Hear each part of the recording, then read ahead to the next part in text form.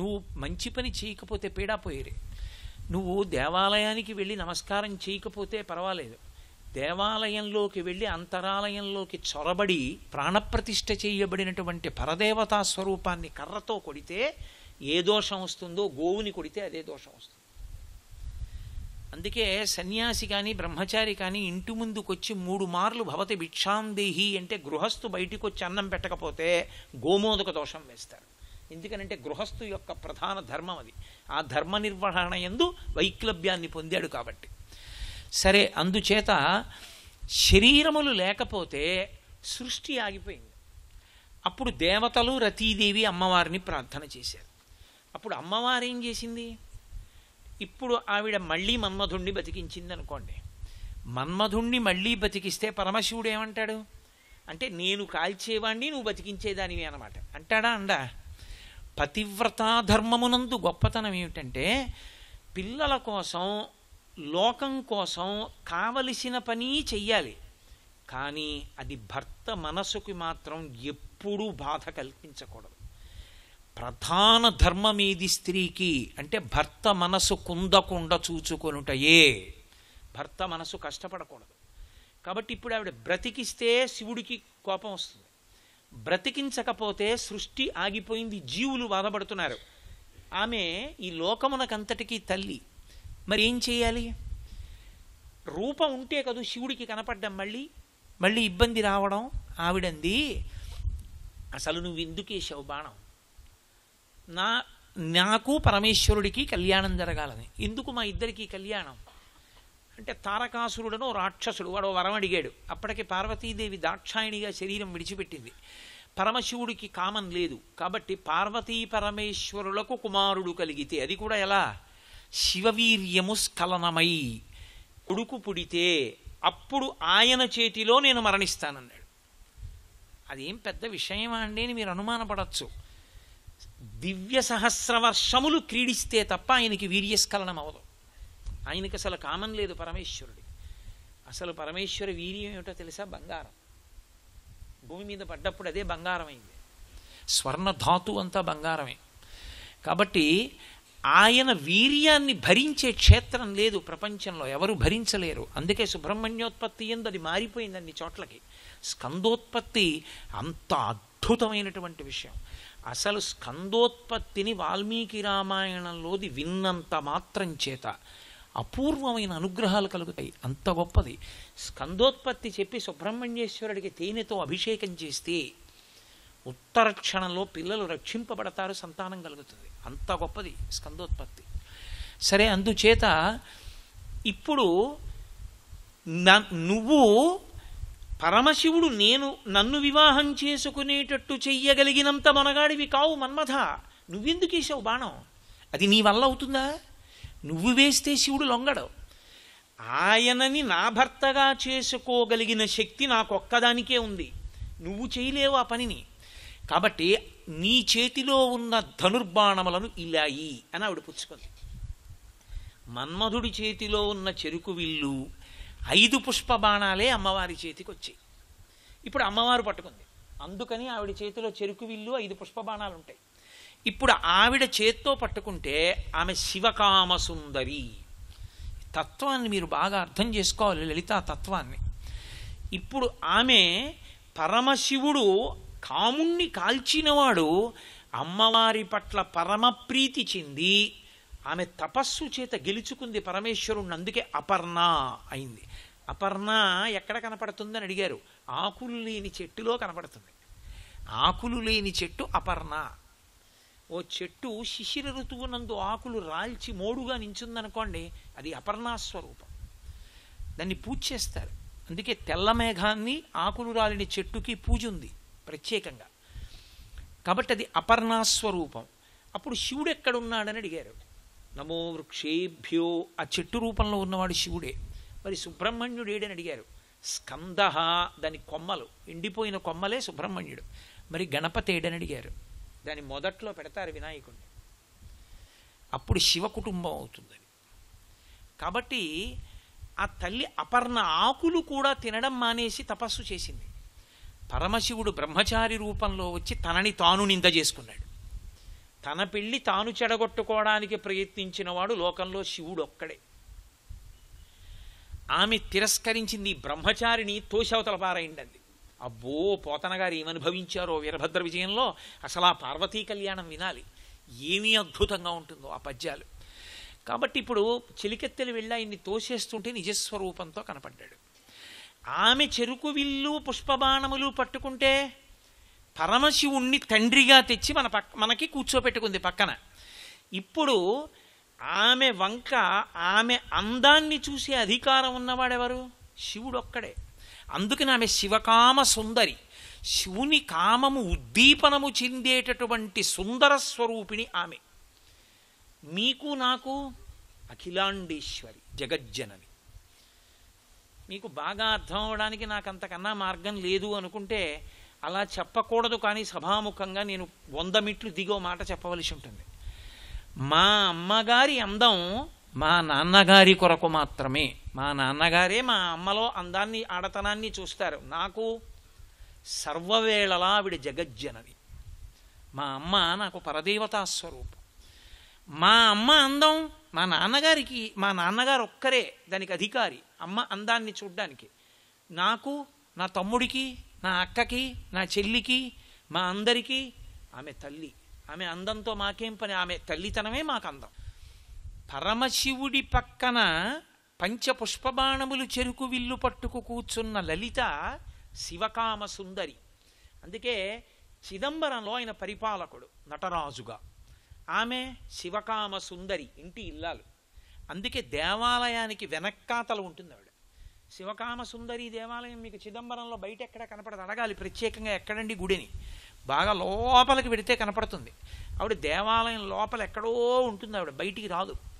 ఆవిడైనా అంతే. తత్వత ఒక్కటే నిసుమండి. కాంచీపురంలో వరదరాజస్వామి వారి ఇల్లాలు ఉంటుంది, పెరుందేవి అమ్మవారు. పెరుందేవి అంటారు. పెరుందేవి బయటికి రాదు. ఆమెకి ఆఖరికి కొలనులో జరిగేటటువంటి ఉత్సవం కూడా, తెప్పోత్సవం కూడా అమ్మవారి ఆలయంలో ఉన్న ఆలయంలోనే జరుగుతుంది తెప్పోత్సవం.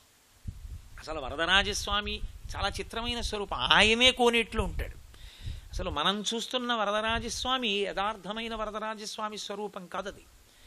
అసలు వరదరాజస్వామి అత్తి చెట్టు యొక్క కలపతో చేయబడ్డారు. బ్రహ్మగారికి ప్రత్యక్షమైన స్వరూపం అది. అత్తివరదుడు అంటారు. ఆయనని పెట్లో పెట్టి కోనేట్లో పెట్టేస్తారు. అది 60 సంవత్సరములకు ఒక్క పర్యాయమే పైకి తీసి 42 రోజులు ఉంచుతారు. ఎందుకు 60 ఏళ్లకు ఒకసారి అంటే కలియుగంలో ఆయుర్దాయం 100 సంవత్సరాలు, శతమానం భవతి. ఒక్కసారైనా వరదుణ్ణి చూడాలి. ఒక్కసారైనా వరదుణ్ణి చూడాలి కాబట్టి 60 ఏళ్లకు ఒకసారి తీస్తారు. ప్రతివాడు చూడాలని. 60 ఏళ్ళు తెలియక ఎవరికైనా ఈ విషయం తెలుసుకునేటప్పటికీ 30 ఏళ్ళు వచ్చాయనుకోండి, వాడికి ఎలా చూస్తాడు? నమ్మకం ఉందా? అందుకని ఏం చేశారంటే ఇప్పుడు దాన్ని తగ్గించి 40 సంవత్సరములకు ఒకసారి పైకి తీస్తున్నారు. తీసి ఉంచుతారు మంటపంలో. అందరూ వెళ్ళి దర్శనం చేస్తారు.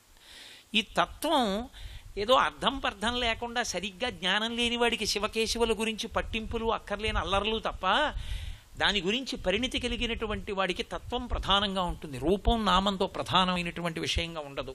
తత్వం ప్రధానం. కాబట్టి లక్ష్మీనారాయణుల యందు కూడా తత్వం అంతే, అలాగే ప్రకాశిస్తుంది. కాబట్టి ఇప్పుడు ఆ తల్లి శివకామ సుందరి, పరమశివునికి ఇల్లాలు, మనకి అఖిలాండేశ్వరి. ఇప్పుడు ఆ తల్లి చేతిలో చెరుకు విల్లు 5 బాణములు పట్టుకుంది కాబట్టి తండ్రి కదులుతూ మనకి కనపడుతున్నాడు. లేకపోతే ఆయన అంతా కూడా అయిపోతాడు. ఆవిడ కూర్చోపెట్టింది పరమేశ్వరుణ్ణి. కామేశబద్ధ మాంగల్య సూత్ర శోభిత కంధరా. కాముణ్ణి కాల్చిన వాడితో మంగళసూత్రం కట్టించుకుంది. ఇది ఆ తల్లి యొక్క గొప్పతనం. అందుకని ఆడపిల్ల ఎప్పుడు పెళ్లి పీటల మీదకి వెళ్ళినా గౌరీ తపస్సే చేస్తుంది, ఇంకొకటి లేదు. ఆడపిల్ల పెళ్లి సమయంలో చేసేటటువంటి గౌరీ పూజ ఏది ఉంటుందో అదే ఆమె జీవిత అభ్యున్నతిని అంతటినీ నిర్ణయం చేస్తుంది. ఎందుకని అంటే కన్యాదానం చేసి తండ్రి ఏం చేస్తాడు? దశపూర్వేషాం దశాపరేషాం, పితృదేవతలు తరిస్తారు. ఆమె అభ్యున్నతికి ఆమెయే కారకురాలు. ఆమె గౌరీదేవికి అంత భక్తి ప్రపత్తులతో పూజ చెయ్యాలి బుట్టలో కూర్చుని. ఎందుకని?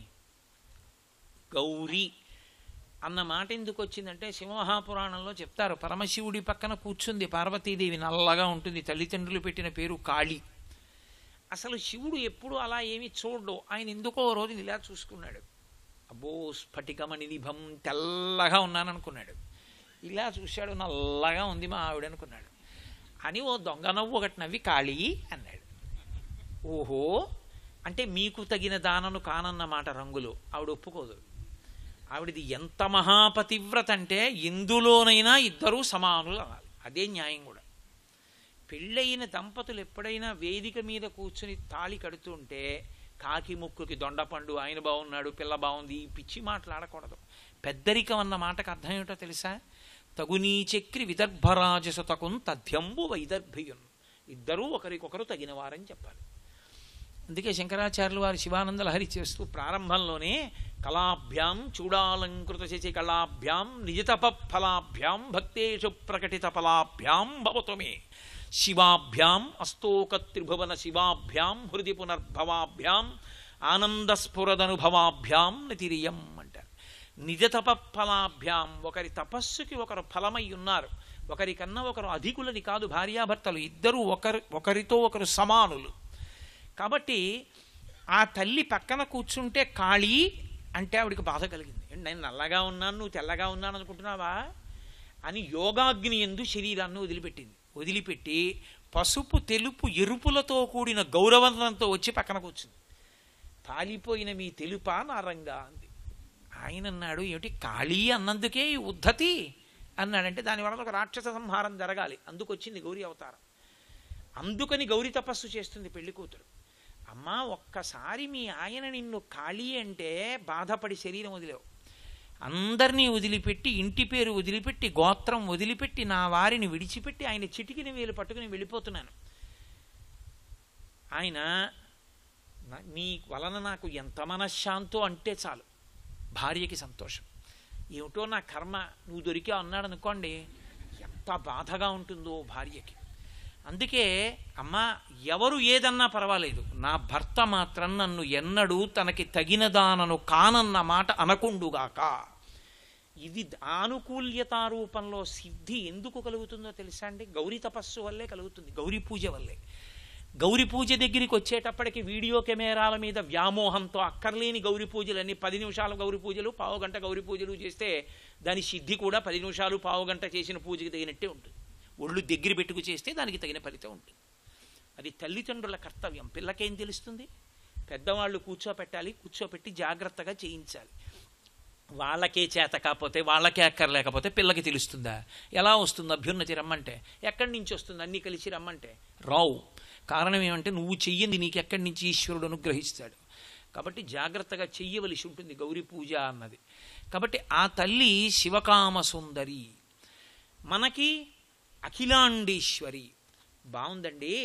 మన్మధుని చేతిలో ఉన్న చెరుకు విల్లు, పుష్పబాణములు అమ్మవారు పట్టుకుంది. దానివల్ల ఇప్పుడు పరమశివుడు ఆమెకి పతి అయ్యాడు. పార్వతీ పరమేశ్వరులు వాళ్ళిద్దరికీ కుమారుడు కలిగాడు, సుబ్రహ్మణ్యుడు. తారకాసుర సంహారం అయింది, బాగుంది. మరి సృష్టి ఏమైంది? మన్మధుడు లేడుగా. అమ్మవారంది, నీకు రూపం ఉండదు కొంతకాలం, కృష్ణుడికి మళ్ళీ ప్రద్యుమ్నుడిగా పుడతావు, అప్పటి వరకు నీకు రూపం ఉండదు. కానీ నీకు ఇతపూర్వం ఏ అధికారం ఉందో అదే ఉంటుందండి. ఇప్పుడు రూపం లేనివాడు అదే ధనుర్బాణములను ఆయన పట్టుకున్నాడు. ఆయన అవే పట్టుకుని లోకం మీద బాణప్రయోగం చేస్తున్నాడు. ఆయన సృష్టి జరుగుతోంది. అంతేకాదు, ఆయన బాణములు పడ్డం వల్లే కోరికలు పుడతాయి. కోరికల వలన ఇంద్రియ లౌల్యం కలుగుతుంది. ఇంద్రియ లౌల్యము వలన విషయ సుఖముల యందు తిరిగి పాపపుణ్యములను పెంచుకుంటూ ఉంటాడు. అనుభవించడానికి మళ్ళీ మళ్ళీ శరీరాలు తీసుకుంటాడు. అయితే ఏమండి, శరీరం లేనివాడు కదా, యుద్ధం ఎలా చేస్తాడు? అసలు ఎలా పట్టుకుంటాడు శరీరం లేనివాడు? శరీరం ఉంటే కదా పట్టుకోవడం. శరీరమే లేనివాడు పట్టుకోవడం ఏమిటి? ఇంకా ధనుర్బాణాలు. ఇది ఎవరు చెప్పగలగాలి? జగద్గురు శంకర భగవత్పాదులు మహాపురుషులు కనుక, కారణజన్ములు, అపర శివావతారం కనుక వారు సౌందర్య లహరిలో చెప్పారు. ధను పౌష్పం మౌర్వీ మధుకరమయీ పంచవిశిఖ వసంతు సామంతో మలయమరుదాయోధనరథ తదాప్యేక సర్వం హిమగిరిసుతే కామపి కృపాం అపాంగతే లబ్ధ్వా జగదిదమనంగో విజయతే అన్నారు. ధను పౌష్పం. ఇది శంకరుల యొక్క రచన అంటే. మొట్టమొదటే ఆయన ఇంకో పెద్ద అనుమానాన్ని సృష్టిస్తారు. చెరుకు విల్లు కదా మన్మధుడు పట్టుకోవాలి. ఆయన అన్నారు ధను పౌష్పం, పుష్పములతో కూడిన ధనస్సు అన్నారు మన్మధుడు. అదేమిటండి, కథంతా చెరుకు విల్లు దగ్గర కదా ఉంది. చెరుకు విల్లు పట్టుకోవడం మానేసి ధనస్సు పట్టుకున్నాడు అంటున్నారు ఏమిటి మళ్ళీ మీరు? అప్పుడు మరి చెరుకు ధనస్సు లేనట్టేగా ఆయన దగ్గర.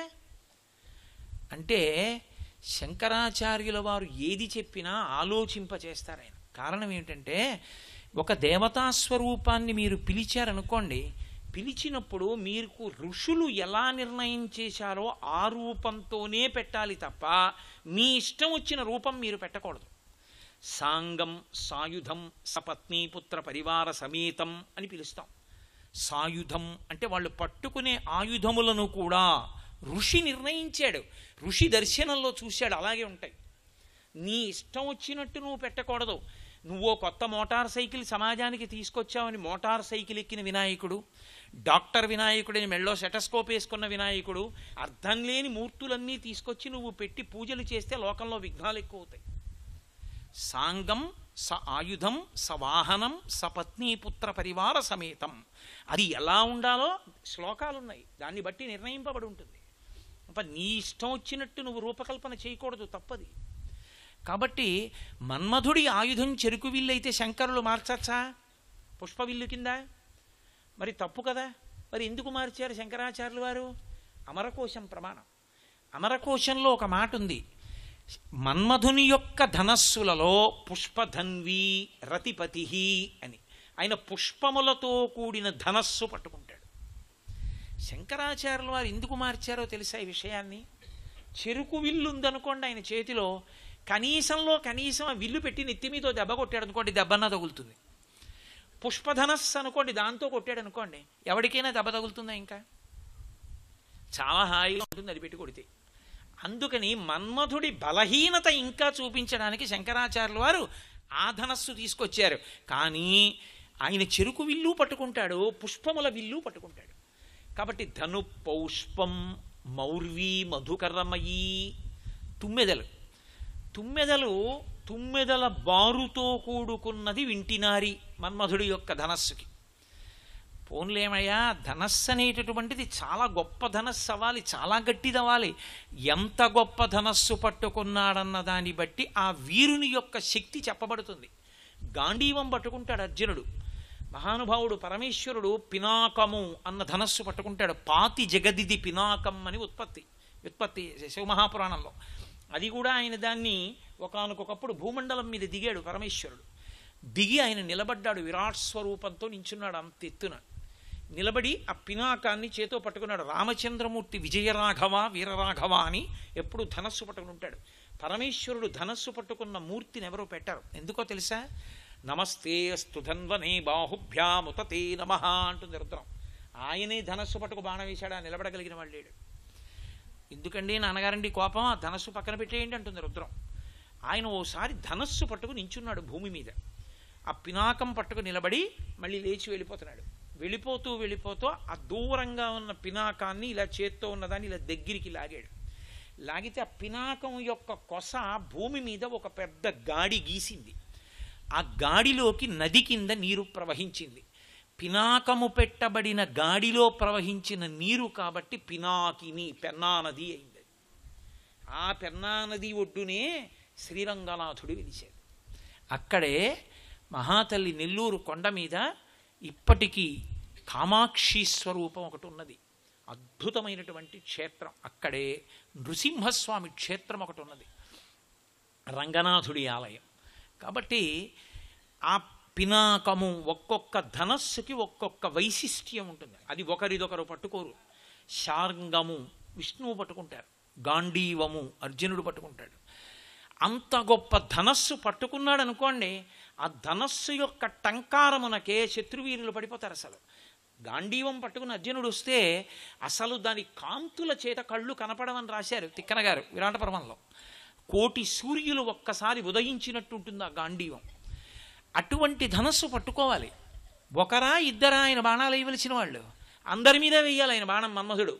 మరి పుష్పధనస్సు పట్టుకోవడం ఏమిటి? అదొక పెద్ద బలహీనత. అసలు ఆయనకున్న ధనస్సు గొప్ప ధనస్సు కాదు. ఇక ఆయన వింటినారో ఇలా వెనక్కి సాగదీసి ఆకర్ణాంతము లాగి వదలాలి. వదిలినప్పుడు ధనస్సు వంగాలి. పుష్పధనస్సు ఎలా వంగుతుంది? చెరుకు కర్రే విరిగిపోతుంది అసలు చెరుకు ధనస్సు. పుష్పధనస్సు మరీ అన్యాయం, అదేం వంగుతుంది. ఇంకా పైగా వింటినారి తుమ్మెదల బారు. తుమ్మెదలకు ఒక లక్షణం ఉంటుంది. బాగా పువ్వులు పూసినటువంటి చెట్లున్న చోటుకి వెళ్ళి మీరు నిలబడి చూడండి, ఎప్పుడైనా సంతోషంగా తిరుగుతుంది సీతాకోక చిలుక. సర్వం శ్రీ ఉమామహేశ్వర పరబ్రహ్మార్పణమస్తు. స్వస్తి.